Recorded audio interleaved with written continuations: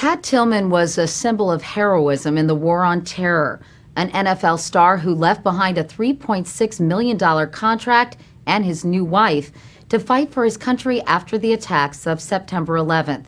When he died in Afghanistan on April 22, 2004, the Army told his family he'd been killed by enemy fire after courageously charging up a hill to protect his fellow Army Rangers.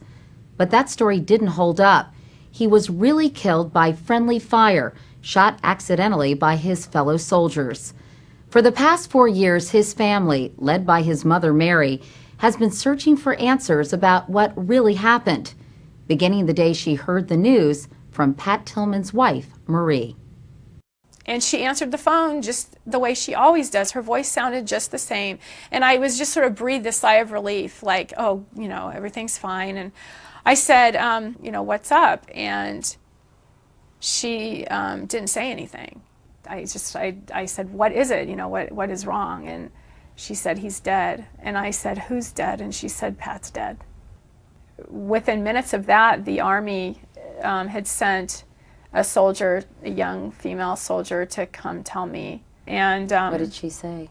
She said that he was shot getting out of a vehicle. He was shot in the head getting out of a vehicle.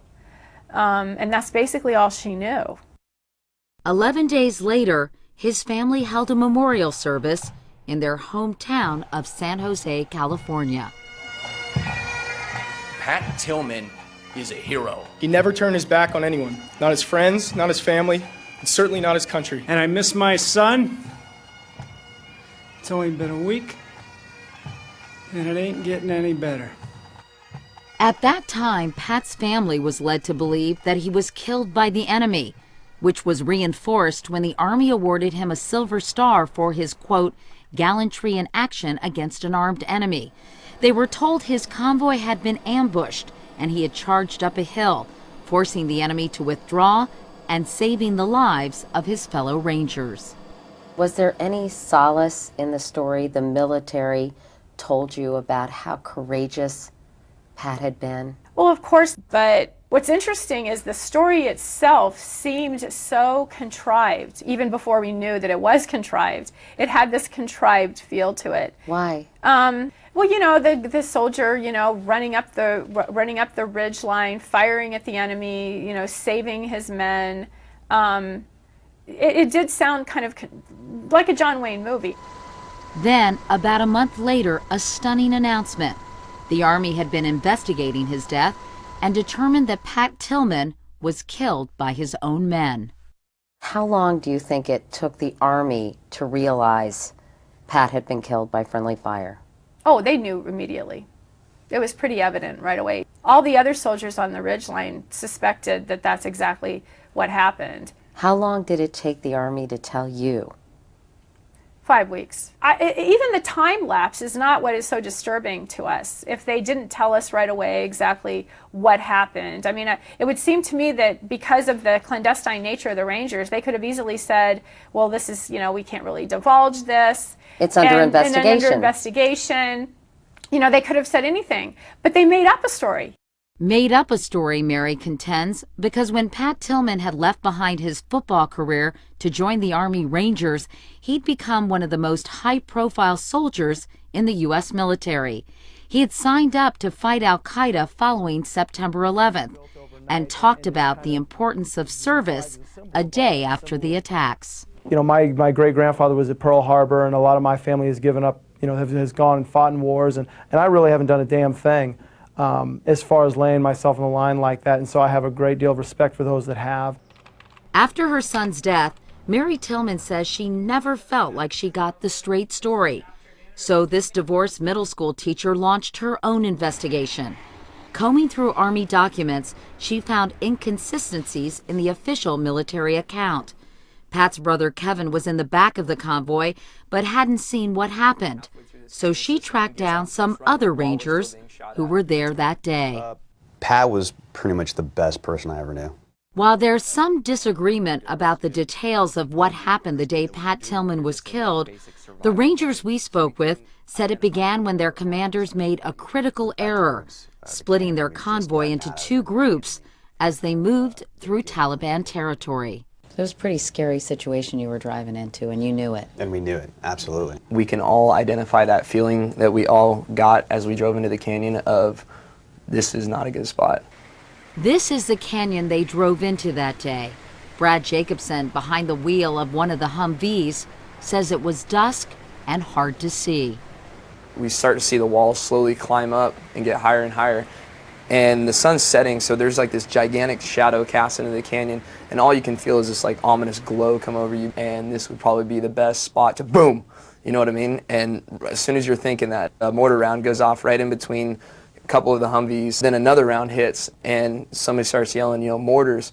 The soldiers say the mortars were being fired by a handful of enemy fighters at the top of the ridge.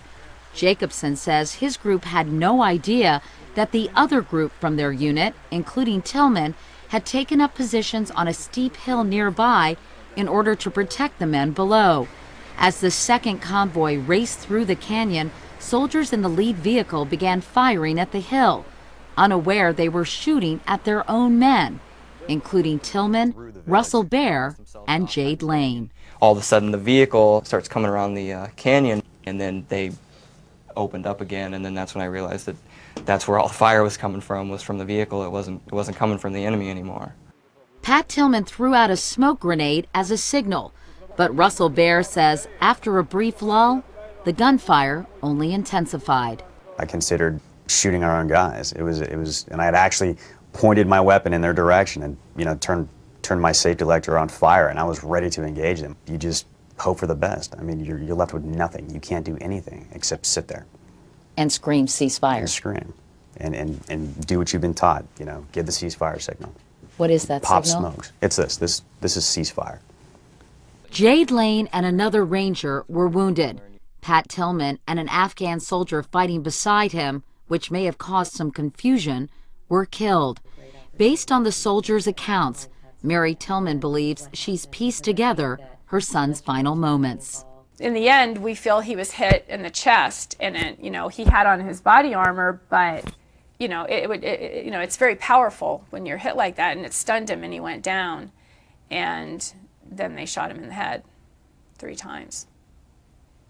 He was screaming for Right. them to stop. Yeah, and he was screaming ceasefire. He was screaming his name. You know, I'm Pat Tillman. Like, what's wrong with you? And what about for you, the notion that his own brothers were firing on him? Mm-hmm. Well, it's hard to take. You know, when we heard it was a friendly fire, I felt terrible for these soldiers.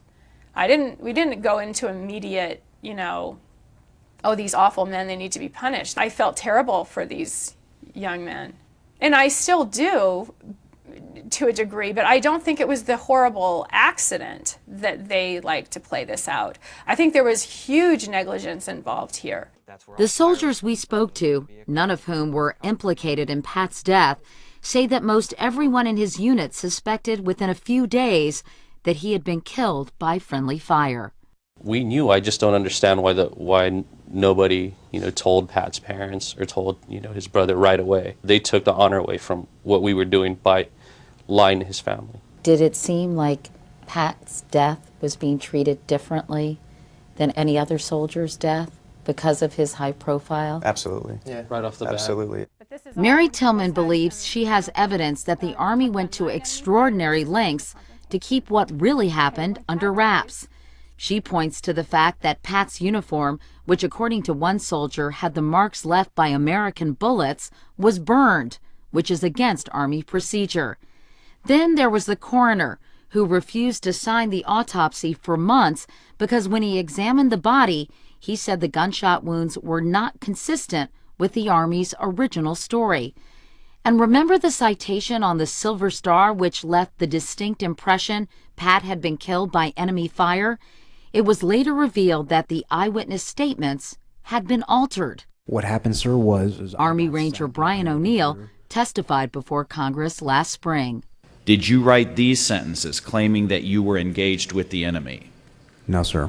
Their testimony was altered by someone to make it appear as though Pat was killed by the enemy. Have you figured out who changed their statements or how? No. I don't blame her. We asked Pete Guerin, the new Secretary of the Army, how this could have happened. Who do you think Secretary Guerin altered those soldiers' statements when it came to that Silver Star? Well, that's one of the questions that we will never completely answer, but it certainly is one of the areas that raises questions. There are so many mistakes, so many things that happen. If you add them all together, it certainly calls into question the credibility of those who handled this and raises the kind of questions that Ms. Tillman raises. I don't blame her for that, and I don't expect her ever to believe this. But there was no intent to deceive. There were mistakes and grievous errors by the legions, and as a result, we fell short of our duty to her as the mother of one of our heroes. If there was no effort to deceive, why wasn't she told right away that her son's death was being investigated as a possible friendly fire incident? She should have been, and Army policy requires that she be notified right away. This was a classified mission, and the people in the operation mistakenly believed that they were not supposed to release any of the details of the investigation until the investigation was complete. They released it 35 days later.